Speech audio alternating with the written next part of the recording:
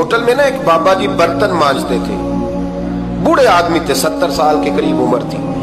ان کا ایک بیٹا تھا، ایک بہو تھی، ایک پوتا تھا، لیکن وہ بیچارے بیٹا بیمار رہتا تھا تو لہذا وہ خود مزدوری کرتے تھے. کہتے ہیں ایک دن وہ بابا جی میرے پاس آئے، کہنے لگے میم صاحبہ 2-4 دن کی چھٹی چاہیے. تو میں نے کہا خیریت ہے؟ کہنے لگے میڈم میرا بیٹا فوت ہو گیا. بیٹا، آپ کو پتہ ہے باپ کا جنازہ پڑھنا آسان ہے، بیٹے کا جنازہ اٹھانا بڑا مشکل کام. کہتی ہے میں کچھ لکھ رہی تھی، میرے ہاتھ سے قلم گر گیا. میں نے خود گاڑی بھیجی، بابا جی گاؤں چلے گئے جہاں وہ رہتے تھے. کہتی 2-3 دن کے بعد میں اور میرا شوہر گئے تو رستے میں ہم باتیں کر رہے تھے کہ کیا تعزیت کریں گے. ایک ہی بیٹا تھا، کوئی رشتہ دار بھی نہیں، تو اس کی تو کائنات اجڑ گئی، کن لفظوں سے اسے تعزیت کیا کہیں گے. کہتے جب ہم گئے تو وہ ٹوٹی ہوئی چٹائی پہ بیٹھا تھا، کچھ لوگ قریب تھے. ہم نے جا کے کہا بابا آپ مسلمان ہیں، ہم آپ کو کیا نصیحت کریں، ایک ہی بیٹا تھا، کہ کس طرح کر کے ہم آپ کو تسلی دیں. تو کہتے اس نے آنکھیں کھولی، بوڑھی آنکھوں میں ایمان کی روشنی. کہنے لگا بی بی کیا تعزیت کی بات کرتی ہو، میں نے کوئی پیسے جمع کرا کے بیٹا لیا تھا، خدا نے فضل سے دیا تھا، عدل سے لے گیا ہے. میں اپنے رب کے فیصلے میں بڑا راضی ہوں. اللہ اکبر. وہ خاتون کہتی ہے کہ وہ بابا جی سے میں نے کہا کہ چلو آپ 1 مہینے کی چھٹی کر لے. تو کہنے لگا نہیں میڈم میں مسلمان ہوں، مفت کی روٹی نہیں کھاتا، مزدوری کر کے کھاتا ہوں، میں انشاءاللہ 2-3 دن کے بعد کام پہ آ جاؤں گا. کہتے ہیں وہ چند دنوں کے بعد آ گیا. اللہ کی قدرت کے ابھی 2-3 ماہ گزرے تھے پھر آیا. میڈم چھٹی چاہیے کچھ دنوں کی. میں نے کہا خیریت ہے؟ کہنے لگے وہ میری بہو بھی ہارٹ اٹیک سے فوت ہو گئی. کہتے اب میں بھی تڑپ گئی ہوں اور عیسائی ہو کہ میری آنکھوں میں آنسو آ گئے. میں نے کہا گھر کا دروازہ بند ہو گیا، اب یہ بیچارہ کیا کرے گا.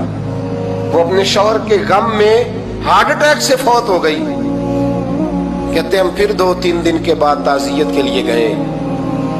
پھر ٹوٹی ہوئی چٹائی، بوڑھا نہ اپنی انگلیوں سے زمین پر کچھ بنا رہا. کہتے قریب گئی اور میں نے جا کے کہا بابا اب تو تسلی آپ نے خود ہی کرنی ہے، جو نظام تھا وہ تو ہو گیا. تو کہتے ہیں پھر اس نے آنکھیں کھولی، آسمان کی طرف دیکھا تو کہنے لگا بیٹی کوئی پریشانی نہیں، میرا بیٹا بغیر شادی کے بھی تو فوت ہو ہی سکتا تھا نا، بس میرے مالک نے جب چاہا جیسے چاہ ہوا. میں انشاءاللہ 2-4 دن کے بعد کام پہ آؤں گا. یہ میرا 3-4-5 سال کا پوتا ہے، ابھی اسکول داخل ہوا ہے، میں ساتھ لے آؤں گا. وہاں میرے ساتھ اوپر کوارٹر میں جہاں میں رہتا ہوں یہ بھی رہے گا. کبھی کبھی میں دیکھتی چھت پہ کھڑے ہو کے کہ دادا گھوڑا بنا ہوا ہے اور پوتا سواری کر رہا ہے. وہ سویرے اٹھتا اس کو سکول چھوڑ کے آتا، شام کو لے کے آتا، پیار کرتا، محبت کرتا. 3ری منزل پر ہم نے ایک کوارٹر دیا ہوا تھا، وہاں دادا پوتا رہتے. اللہ تو بڑا بے نیاز ہے. کہتی ہے اقبال ایک دن نا پوتا اوپر والی منزل پہ کھیل رہا تھا، اس کا پیر پھسلا، وہ گردن کے بل زمین پہ گرا. مجھے خبر ہوئی تو میں دوڑی، ایمبولینس منگائی. خون سے لتھڑے ہوئے اس بچے کو دادے نے اپنی گود میں رکھا.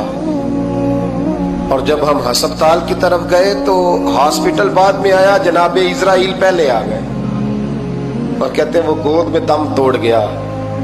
پھر دادے نے اسے اپنے ہاتھوں سے غسل دیا، پھر اس نے اپنے بوڑھے ہاتھوں سے قبر کھودی اور پھر مٹی ڈال کے کہنے لگا انا للہ و انا الیہ راجعون. جے سونا ہی میرے دکھ وچ راضی، جے سونا ہی میرے دکھ وچ راضی. پھر سکھ نو چلے ڈاواں. کہتے ہیں وہ مٹی ڈالی اس نے اور جب وہ واپس پلٹا تو میں بازو سے تھام کے ہوٹل قریب لائی اور میں نے اس کے قریب کہا کہ بابا تو ٹوٹ گیا ہے، تو بکھر گیا ہے. تو کہتے ہیں یوں اس نے ہاتھ رکھے اور یوں آنسو چھٹک دیے. کہنے لگا میڈم کیوں میرے اندر کوئی عقیدہ نہیں، میں کوئی لوارث ہوں، میرا کوئی رب نہیں، میں کیوں پریشان رہوں گا، میں تو پکا ہوا پھل ہوں. تھوڑے دن گزرے کہ قبر میں جاؤں گا اور جب جنت میں جاؤں گا تو اللہ میری بیٹے سے بھی ملاقات کرائے گا، میرے پوتے سے بھی ملاقات کرائے گا، میرا رب ساری ملاقاتیں کرا دے گا. میں اپنے اللہ کی رضا میں بڑا راضی ہوں. وہ خاتون کہتی ہے میرا اور میرے شوہر کا کلیجہ پھٹنے لگا. میں نے کہا بابا یہ جذبہ کہاں سے ملتا ہے، یہ سکون کہاں سے آتا ہے؟ یہ کیفیت کیسے ملتی ہے؟ مجھے کہنے لگا تو نے لینی ہے؟ میں نے کہا تو کہنے لگا تو بھی گنبد خضرا والے نبی کا کلمہ پڑھ جا، اللہ تجھے سکون عطا کرے۔